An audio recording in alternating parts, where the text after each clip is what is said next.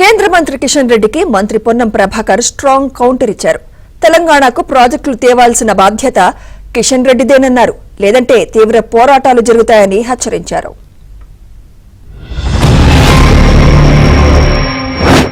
తెలంగాణ ముఖ్యమంత్రి రేవంత్ రెడ్డి అని నేను చెప్పాల్సిన అవసరం ఉంది. ఎన్నికలకు ముందు మా పార్టీ హామీ ఇచ్చిందా, ఆయన హామీ ఇచ్చాడా?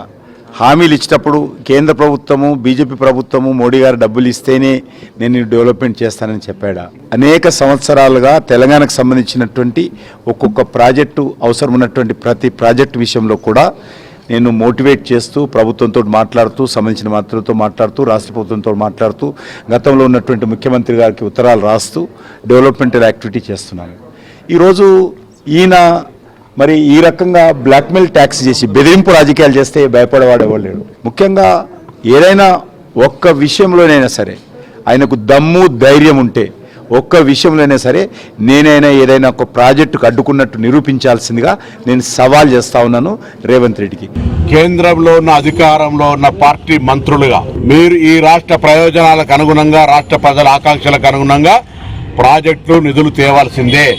తేకపోతే ఈ రాష్ట్ర ప్రజలు మిమ్మల్ని అసమర్థులుగా చూస్తారు. మీరు టీఆర్ఎస్ పార్టీ వేరు కాదు అని గమనించాల్సి వస్తుంది. మీరు టీఆర్ఎస్ పార్టీ ఇప్పుడు జరుగుతున్నటువంటి పరిస్థితులలో కలిసి ఢిల్లీలో దోస్తీ గల్లీలో కుస్తీ అని ఇవ్వాలి కాదు, ముందు నుంచే చెప్తా ఉన్నాం. కాబట్టే ఇప్పుడున్నటువంటి తెలంగాణ కొత్తగా ఏర్పడ్డ రాష్ట్రానికి మేము రాష్ట్ర తెలంగాణ ప్రభుత్వంగా ప్రతి జిఎస్టీ పన్ను రూపాయలు కడుతున్నటువంటి పన్నులు ఎక్కడ మేము తేడా రాణిస్తలేము.